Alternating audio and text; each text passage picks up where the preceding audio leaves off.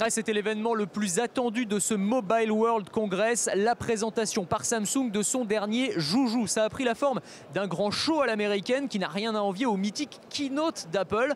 Mais bon, la com c'est bien, les bons téléphones c'est encore mieux.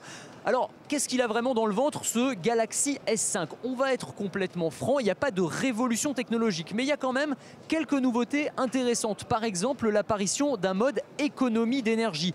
Quand ce téléphone arrive à 1-2% de batterie, eh bien plutôt que de s'éteindre, il va passer en mode économie d'énergie, c'est-à-dire que l'écran va s'afficher en noir et blanc. Vous allez avoir accès aux fonctions de base du téléphone, les SMS, les appels, et ça va permettre comme ça eh bien, d'augmenter sa longévité, sa durée de vie de 24 heures supplémentaires. C'est plutôt pas mal si, comme moi, vous avez l'habitude d'oublier votre chargeur à la maison. La deuxième nouveauté intéressante, c'est l'arrivée d'un capteur biométrique d'empreinte digitale qui va permettre de déverrouiller le smartphone simplement en le touchant du doigt. Plus besoin d'entrée de code. Bon, c'est vrai que ça existe déjà, notamment sur les iPhones depuis quelques mois.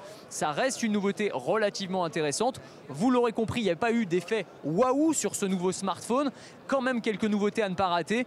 On verra si ça suffit pour que Samsung conserve sa place de numéro 1 du secteur des smartphones.